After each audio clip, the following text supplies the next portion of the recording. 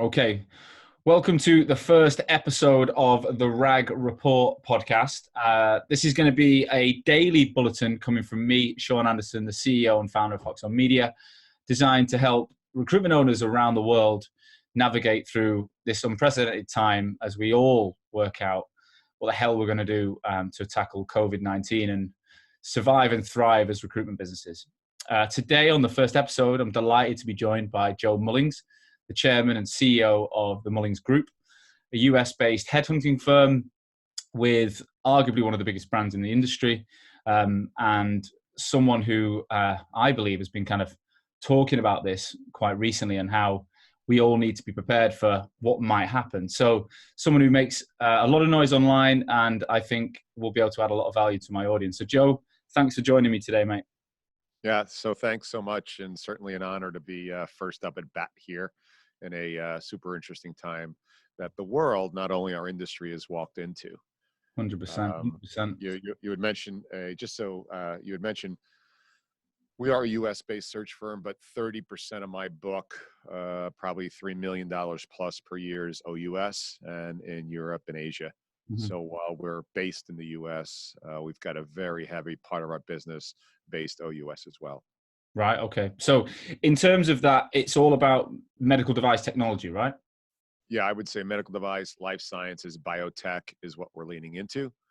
And our focus is, we're about a 35-person firm now. We've got 20 recruiters on the floor.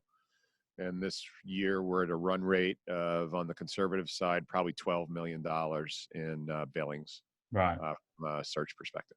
Right. Well, look, so you're in I'd say a very healthy position. Joe, how long have you been in the industry personally? I got into the business December 4th, 1989 as a headhunter, working for Management Recruiters International. I did 2 years. I viewed it as an apprenticeship and what I believe is one of the best well-taught recruiting firms. And then I warned the owner 2 years I'd leave him, in 2 years and 4 weeks to the date. I opened up my own firm down in Miami, Florida.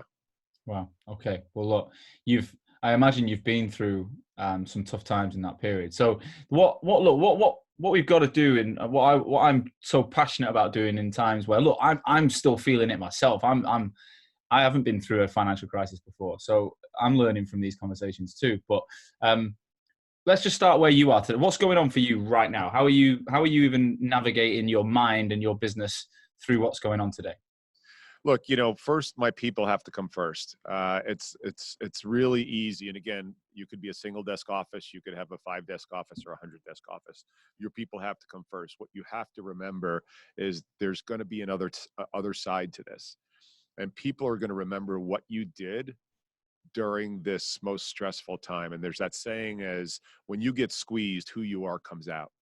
And so first and foremost, your people have to matter first, and you have to be absolutely last. And that might mean, economics, not taking a check, but yet you're going to pay your people. Because on the other side of this, when you do come out, think about how hard it is, first of all, beyond just being a good human being, how hard it is to find really good teammates who do this business really well. And you may have to tell them, hey, look, I've got to cut the draw in half, but here I want to explain why, or your salary in half. Or perhaps, can we figure out something? I'll keep your draw coming, even though you're not making placements over the next 8 weeks, but we'll figure it out on the back end of this 40 weeks from now. Whatever it is, you've got to put your people first. So Right. That's number one. Within our organization, we've got individuals who have high risk: pregnancy, diabetes, heart failure, and other probably, let's call it, situations that put them at risk. And some of those are still in the office, and some of them are going home, and some have opted to conduct business 6 feet from their teammates all day long. Yeah. So you've got to not judge anybody on what they're scared to death of right now, because it's their fear, not yours.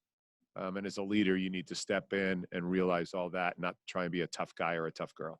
Yeah, sure. I appreciate that. Well, obviously in the UK today, we're waking up to the news yesterday that the Prime Minister has asked for, well, he's looking at anyone over 70s to remain at home now for potentially a period of 3 to 4 months. We're being told to work from home if possible. No unnecessary travel, and we just know that there's going to be it's going to keep moving forward. It's going to keep progressing. The isolation is going to keep progressing. If you've got one person at home with who's showing any symptoms, the whole family needs to self-isolate for 14 days. I mean, I've seen some of Trump's messaging, but where are you guys at right now with what you need to do? We're similar. So we've got isolation and eventually, social distancing. And then there's a reference word now called deep social distancing. So that's going on as well. Obviously trying to introduce as few new people into your circle as possible if they've been traveling or they come from a high-risk area. That's just common sense. Look, we sit in a business that we are able to do it at a distance. And I'm watching people freak out, and I understand that. Just keep in mind, though, that we're one of the few businesses that has been designed to be effective at a distance. Now, overnight, we've been thrown into maybe our peers and teammates also having to be at a distance. But let's just pause for a second and realize that it's a very fluid situation. Let's take this on a day-to-day basis. Let's not freak out. Let's increase our cadence of touch with each other with the tools that we have, the telephone, Zoom, etc. And I'm seeing people online right now get really freaked out about nobody's doing interviews are being canceled, offers are being canceled, put on hold. Yeah, that's going to happen. It's going to happen. This is the time now for you to not base your 2020 business plan on revenue, because that's something right now that you'll have a very difficult time affecting over the next 4 to 8 weeks. So reevaluate and accelerate. Look, maybe this is the time to start building your brand. You've got a lot of free time on your hand. You're choosing not to make calls. I've been sharing with the audience in the recruiting world and the career and company building world, the first companies that come out of a crisis are the ones that have an established brand. And it doesn't matter what category, if it's cars, if it's travel, if it's luxury items, those who have the strong brand come out first. And this is, now we're going to live through it. Now we're going to feel, you know what we're doubling down on? Sean, let me tell you what we've done. I don't have the cameras here, but I'll send it to you. On Sunday night, I had my director of photography come in. I had my one of my top editors come in. I had my assistants come in. We built out a full studio in-house here. And I've got 1, 2, 3, 4, 5 cameras, and I've got a full switching board. And what we've done is we created a gateway to the MedTech community. And we reached out to 40 leaders across the world in the medical device industry. I said, we are about to go in an instant in time, fully remote, meaning all the workforce, the very workforce that's going to pull this world out of the shitstorm it's in right now, meaning biotech, life science, and healthcare. We reached out to them and said, listen, we're going to go live from our studio. We want you to call in, and we want to be the gateway and the connector. Did you know that nearly 90% of those people leaned in? These are CEOs of billion-dollar companies. They're like, without even asking for permission from their PR firm. We're in. We're in. And so look to be a connector in your community. Don't look for money out of it. Don't look for future JOs out of it. Look to be a connector in your community. You don't need a TV for the people going to roll their eyes right now, have a full media company. You can figure out a way to be a connector in your industry. Look what you're doing right now, my man. You're not looking to make money on this. You are looking to become a connector. And this is, look, I'm using Zoom that costs £19.99p. And I've got my own kit in the office, but it's in the office. I'm not even thinking about that right now. You can write a status on LinkedIn that takes 5 minutes that can reach 20,000 people in a day now. And to me, this is, I think I look at the recruitment sector and I see kind of 2 types of companies. I see the guys that have got cash backed, or whether that's investment or whether they've been saving, and they're in a position now where they can say, look, we will try and ride this storm and come out of this. Like you said, we're going to be a brand that comes out of this stronger.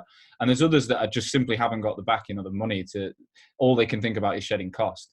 So even those people, in my opinion, can spare or should spare 30 minutes a day or 15 minutes a day to get onto LinkedIn and start talking and just being, like you say, connecting people, giving out insight, sharing tips and hints, and just don't, if you shy away now, you're going to be forgotten about in 3-4 months. Yeah, look, you bring up a really good point. When I lived through, so I opened up my first office January of '92, and that was probably one of the worst economic times, but we came up during a time that was very difficult.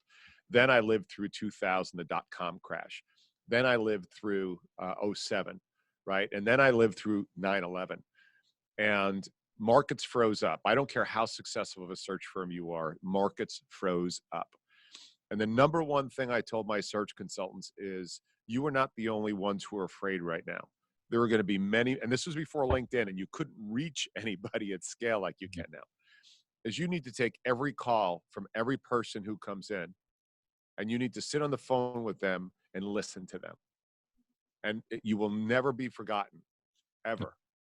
And those dividends paid back. And again, it's not an outbound call. It's not an interview. It's you were just asking people to listen and be there because they're scared shit too. The entire world is afraid right now. And sometimes we undervalue and underestimate the impact we have on other human beings in the markets that we work in. And it's super critical to keep that in mind. Stop looking for an ROI on every damn thing that you do. Yeah. Yeah. Well, look, I think that makes perfect sense. What I would like to know, look, I'm not expecting you to be a medical professional, but the fact is you're well connected in this space. It seems to me like you're in a market where you're going to be talking about these types of risks and what sort of technologies out there. What's your opinion on what's going on and how we're going to get through this?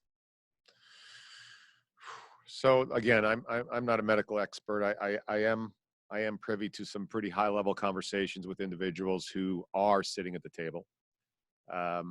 It's going to get a lot worse before it gets better, especially depending on where you live. In the United States, we're the next 3 to 4 weeks, it's going to get a lot worse. This is going to hurt. It's going to leave a mark.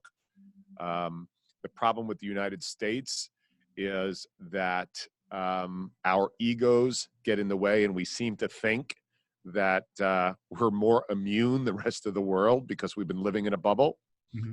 You know, this is the first catastrophe that a generation potentially has lived through. If you have not been, at least in your, 8, 9, 10 years old, '01 didn't even register on your brain when we had that situation, that horrible situation with the terrorists on 9/11. So this is an attack coming from everywhere. So it's going to get really bad in the U.S. The good news is there's a lot of smart people working on this.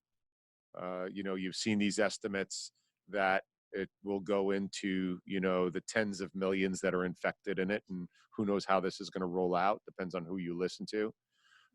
But what's beautiful about this is it will be a wake-up call. We usually in our country and the rest of the world don't harden a target until it's been attacked. So you will see now meaningful digital health come in. You'll see robotics come in. You'll see us not looking to try and build a fire engine when the house is on fire already. Yeah. So we will start to probably respond as a nation and eventually as a world. But right now, this is going to leave a really bad mark. Economics, lives, and then businesses are going to become sort of collateral damage as well. 100%. Does it mean that your markets are slowing down on recruitment, or are they getting busier? So our market, I would say on par. We've had an unbelievable month in a positive way. We are touching base with all our hiring managers and see what the plan is. We've had a couple small emerging tech companies put things on hold indefinitely, and we totally understand that. We're here for them. We've got larger companies that are keeping the ball moving and using tools like GoToMeeting and Zoom to keep the ball in the air. I think being a defined line in my role and your role and people who are really influencers in the industries, and I'm lucky enough to be that we've earned over 30 years, is give guidance but never self-serving. And I think the best guidance you can give to companies is realize there's going to be another side to this. And the other side is you're going to have a choice to already be in motion. Mm-hmm. And you're going to tell the candidates, the individuals, look, keep the Zoom interviews going, keep the telephone interviews going. Don't try and take a legacy. Don't try and take a legacy analog face-to-face interviewing model and overlay it here in a telepresence world that we're probably going to start transitioning to over the next few months, but definitely for the next few months. Yeah. And so start thinking and ideating and problem solving with your clients about what does that new telepresence look like in the hiring process. And it's going to continue to evolve, but what can you offer today? One of the first things we did is I had my admin team early last week, knowing this was coming, is to secure as many Zoom accounts as possible, that each search consultant would have their own Zoom account to share with their clients to stay ahead of this. And we launched that to our clients well ahead of the curve last week before everything hit the windshield, the windscreen. So does that allow so if I'm the consultant working for you, I share my account. Therefore, when a candidate speaks to the client, you're using, they don't need their own portal, they can use your portal. Why? Look, because think about this, Sean, for a second. So on Sunday, everybody was commanded to be at home. Mm-hmm. And most people are not going to know how to get their own Zoom account. And the corporate office has been shut down. And those corporate offices have admin and ops support people who usually took care of that for them. Yeah. So now these executives who are making these decisions don't know how to get a Zoom account. And so now you've added a level of friction that they're like, screw it. It's too much of a hassle, until it becomes painful in a week and a half from now, and now you've missed it. So I saw this coming. And so our team proactively secured dozens of those accounts. So then we put them in the hands of our clients in order to, on Monday morning, make sure that we just shifted, for those who were up for it, shifted to keeping that engagement with the marketplace in place. And that's the kind of thinking you need. Yeah, 100%. We've seen the two video interview platforms. I'm going to be having both of the CEOs of those businesses on the platform. So on the podcast, we got Ryan McCabe from Odro, and we got Andy Simpson coming in from Hinterview in the next week. They've both seen an absolute boom in activity, of course, and they're racing around the clock to help. I think it's a little bit. It's a bit crazy. I mean, as a business owner, we operate on a semi-remote basis anyway. So we got 50% of our staff work remote. We've used Zoom since day one. Like, we're on Google Chat. We all laptop based. So it's actually had no impact from an operational perspective on me. So were you guys as a business all in the office every day, and has it been a big change, or were you semi working that way anyway? No, we were all in the office. So I didn't have any remote staff. Our editing team and our operations on our media side made sure that we were prepared, I don't know, weeks ago when they saw this coming, to make sure our editing team, if they wanted to stay home, could stay home. And in fact, a person opted to, and it's a choice, and that's cool. Yet workflow was less inhibited than if we hadn't been prepared for that. Look, and again, you brought up an interesting point. It's not about you, Sean, and I don't mean that directly at you. Like you said, oh, my team was set up for that.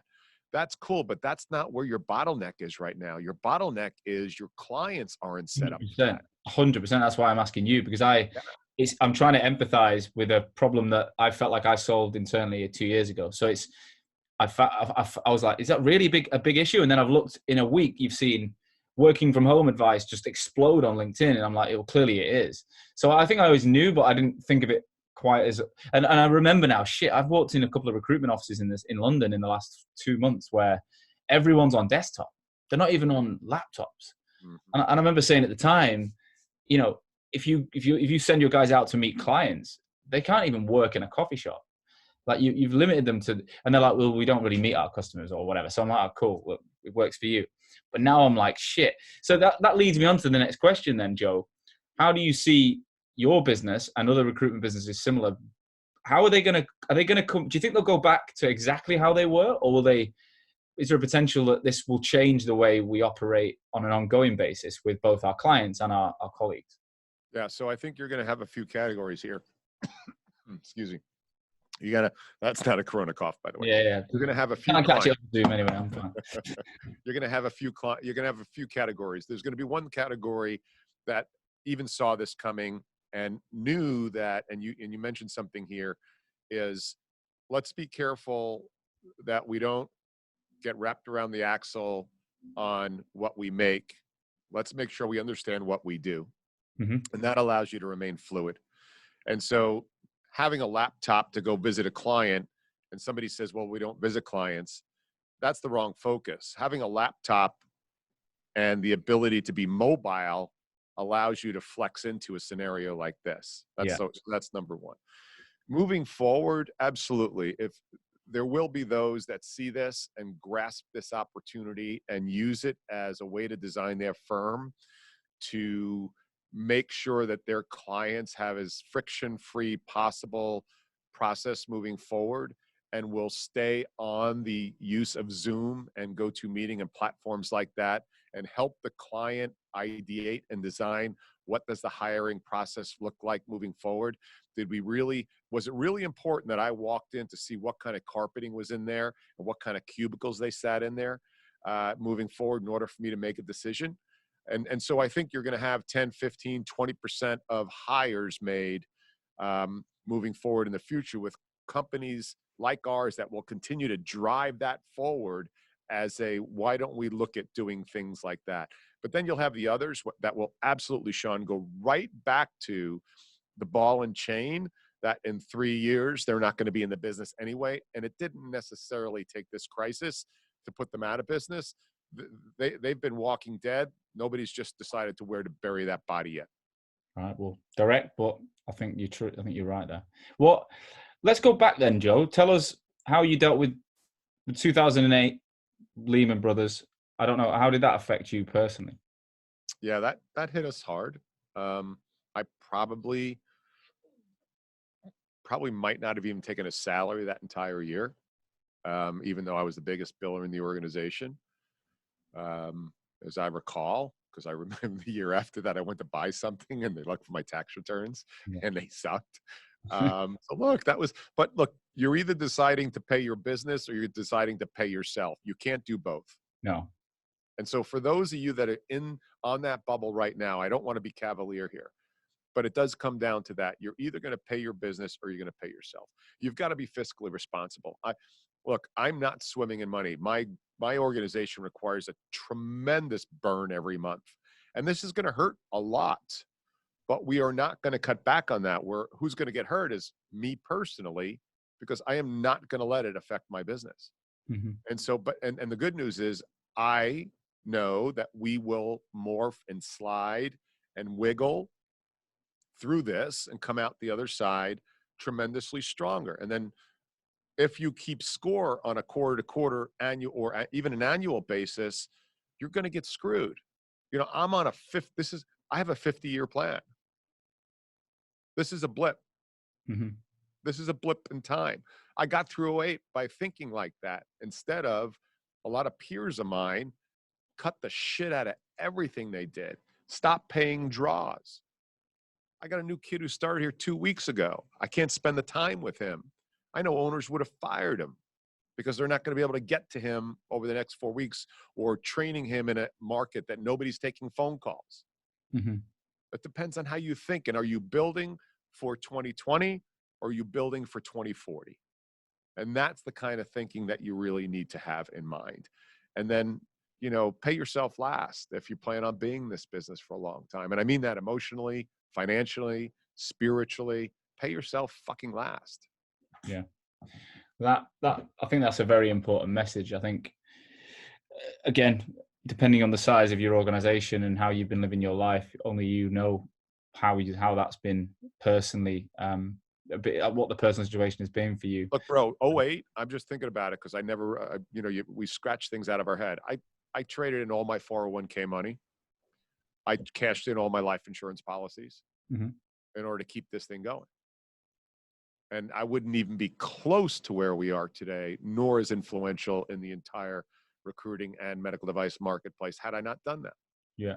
Yeah. And for a moment, I don't regret one of those moves fiscally. Did you have many people working for you at the time? No, I had, I think probably 7, and I got 35 today. Yeah. So it's a Yeah. slightly different, slightly with more people becomes more pressure. Listen, I have 35 people, but in my mind, I've probably got, if I figure out their families, I've probably got 100 souls that I'm responsible for. That's the way I look at this. It's not just the 35 people who come in the company. It's their kids and their sig others and spouses. And so as you build these organizations, you have an enormous responsibility that you've got to, really own straight up. And so it's over 100 souls I'm responsible for every day. So if I mean, I had a call with someone earlier today. It was like, look, Sean, um, I've got a couple of months of money as if we don't make anything. Of course, I won't pay myself, but at the same time, the burn rate, we just simply won't survive unless we cut heads. What Mhm. have you got any advice for these people that are in that boat now? And I think there's a hell of a lot in that boat right now. Yeah, there's a lot of people in that boat right now. And again, I please listen to my message. And none of this is cavalier. None of it is. Look where you do have money. Listen, if you're not in love with this industry, you'll walk out of it a lot easier than if you were. And so if I wasn't in love with this industry and I wasn't in love with what I did, and I wasn't in love with the people that are on this team in '08, it could have been super easy for me to be like, you know what? I got other ways to make X per year. And it would have been really easy for me to walk out. So look, there's going to be people who got into this industry because it was so damn easy to print money for so long Mhm. that they're in. And now that it's not going to be easy, they're going to choose to get out. But I'm not going to be one of those people that goes, good, get out because there's more for us later. I don't wish that on anybody. Mhm. It just really matters. Were you born to do this business, and are you in on this business for the long term? So if you're not, listen, get out and go do something else. Don't terrorize yourself because you're going to have a long build up. Yeah. But if you're in this business and you know it, look around. Look around on where can you get that extra cash? Where can you ask teammates to take a slight haircut? Where can you work with your landlord to maybe push out your rent and be flexible on it downrange a little bit more? There's a bunch of places you can probably shave 20% on your overhead that might buy you that extra 2, 3, 4 months to start getting deals on the board. So you don't just say, shit, I'm going to be done, because you're looking at it on today's spend. Yeah. So talk to every single one of the people you owe money to, and they would rather not lose you as a customer or a tenant or any of that. They would rather have you, because that cost of acquisition of that person downrange, there's not going to be a lot of people there to pay that rent in 6 months from now, right? So 100%. I think you need to look at that too. Look to extend out your lifeline if you want to stay in this business. Figure it out, because it is, if you're meant to do it, there's no other business in the world that's as amazing or fulfilling as this business. I love that message. I really love that message. What I would say is, in the UK, I know that the mortgages are there's a lot of banks saying they're going to give mortgage holidays for at least 3 months to people. But I mean, I've spent the last 2 days trying to get hold of my mortgage provider, and they're just not answering the phone. So I'm a bit like Italy. I'm hoping the government step in at some point soon because we can't keep lowering what comes in if everything that's going out remains the same. Correct. And that is a message I think I'm really, really hopeful for in the next sort of 7 to 14 days. So if I was in the UK right now and I was a headhunter and I felt this pressure, the first thing I would do is I would get on the line with all the people that I talk shit about and talk shit with within 10 square miles, and all of you share a single office together for the next 10 months, right? So just figure that out. Create a co-op, get in there, and just stop the bullshit and stop making fun of each other and hitting on each other, and go share an office with each other. That's number one, right? Don't go wait in a coffee shop because the coffee shops aren't opening. Go share that right now, and then figure out what else you can share together, or figure out how maybe after this is over, that then declares itself as an office where you become a joint effort. So because this is going to happen again, this is not the last situation. So maybe you want to think about, how do we design our office moving forward for the future, and our business for the future on the other side, as I keep referring to. And maybe your business model needs to change and not be the one that's been sitting out there for the last 30 years? I don't know. Just those are the things you need to think about. Wicked. And then when it comes to content and brand, and a lot of the people listening won't know where to start, right? And I do a lot in this space. I've got customers that I'm talking to every day, advising. But what's your tips that, without a budget, that recruitment headhunters, agency owners, anyone listening, they can adopt on for a short period each day to start engaging people online, as opposed to being reliant on the phone? Yeah, so don't try and boil the ocean. I love the work you do, by the way. I've been a fan for a long time. Thank you. I would say that get right down into your community really quick. These people are sitting home right now, and believe it or not, I would say that the one social platform that professionals are on are going to be LinkedIn and looking all the time. And there's enough information on the latest coronavirus situation. There's enough information about working, as you said, from a telepresence perspective. Why not offer real industry information on where you're working, what you're doing?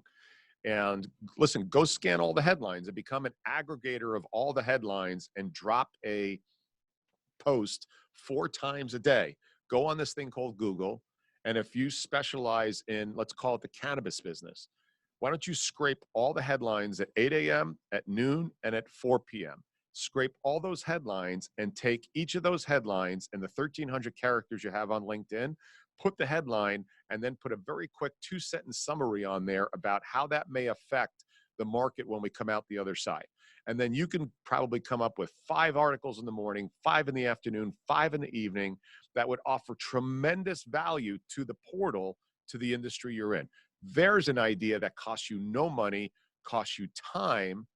And then, look, there's no footy on TV right now where you are, right? Yeah. There's no bars open because that's all the people in the UK do, drink and watch soccer, right? Yeah. And so why don't you do that? That's a low cost. And now you become a gateway, a provider of information. And then maybe what you do is you get yourself your iPhone, and 1 out of 10 posts, you put your face direct to camera to those individuals and speak to them. That probably could be the biggest impact any ed hunter could do, and sort of help forecast what's the other side of this look like. There's your answer. Love it. Love it. Joe, what I would like and implore people to do is to follow you and to check what you're up to. I know we've spoken in the past, and you've been investing in branding content for a very long time. Just give us a little bit of, we've got 10 minutes or so left. Give us a little bit of an overview as to what's your setup look like now and what you're actually doing. Forget Corona. What's the day-to-day media operations for the Mullings Group look like? Yeah, I think I counted the other day. I think on the media side, I've got 10 people, 10 or 11 people. I've got a director of photography and a second camera on that. I've got four full-time editors. I've got somebody who manages my brand. I've got somebody who is admin ops on that. I've got what's called let's call it a data person, or a DIT. Is that what it is, Marco? DIT, who ingests all the content. And then I've got an ops person, and they manage all of our content. Now, keep in mind, we do content for clients. Clients pay us a large sum of money to come out and develop their content, independent of recruiting. We shoot the docuseries True Future, truefuture.tv. Mm-hmm. My brand and my companies, they develop all of that. And so that's a full running company, dragonflystories.com or .tv, dragonflystories.tv, that you can get a feel for what they're doing. And they are putting out content 24/7 on all the platforms. Look, it's a big machine. It's bigger than most production companies, let alone, we've actually become a media company that happens to do headhunting, right? But that's our mindset. Yeah. And just so you know, we started with 1 camera 4.5 years ago. Yeah. Well, I like the growth. What made you initially make that decision that you were going to buy a camera instead of just keep finding resumes all day? So I'll tell it to you real quick. Google and Johnson & Johnson had $1 billion investment to create probably the most complex surgical robot in the world. And they interviewed 20 plus companies, and we were the finalist. And it was to hire around 250, 300 people out in Silicon Valley. And the CEO pulled me in. He said, "Congratulations, you won the contract." I said, "Cool." He said, "But by the way, you can't talk about the robot in particular. You certainly can't show the robot. And everybody who interviews here has to sit in a little 8x8 room and interview and never see what's going on inside of Google. And we want the best people in all of San Francisco, or actually in the world." He said, "You still want to do this?" I said, "Sure." I got on the plane ride home after a couple of Tito's and tonic, and I'm like, "How am I going to do this?" Yeah. And I immediately was like, "Listen, the world is living out loud on social media. I'm going to start telling stories about the surgical robotics market and why it is the emerging market in MedTech over the next 5 to 10 years and why you should bank your career on it."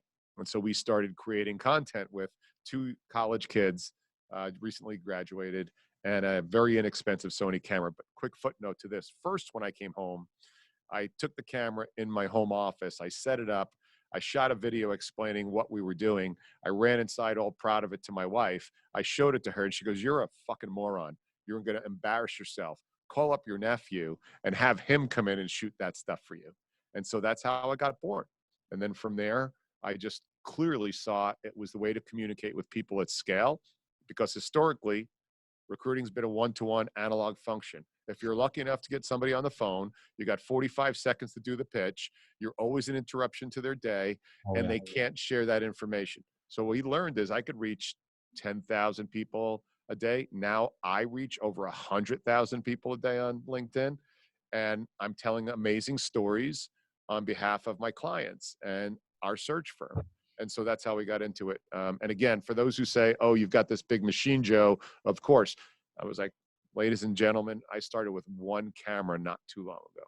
You have to start somewhere, right? You can't just wake up Always. that machine. No. I love it. And I think one of the realization I had, which is why I started Hoxo, which is what I tell all of my clients, is that I don't think there's many other industries where people are paid to connect and network with their prospects all day. Like obviously sales in general, but in recruitment, all of our teams and people and business owners are highly networked online without using it. Like you find a recruiter that hasn't got 5,000 good quality connections on LinkedIn right now. There's probably not many. Have you got 5,000 good quality Facebook friends? Probably not. Have you got that on Instagram? Probably not, unless you look a certain way. Or so people already have. They've already made those connections. They do. If that's part of your day job, to connect on LinkedIn with everyone you speak to after calls or whatever, then you've already got that base platform to have influence. It's just then how do you start to use it? And it doesn't take the production team you've got to make an impact. I think once you see an ROI, it gets you excited, and then it's about where you put your efforts and your finances.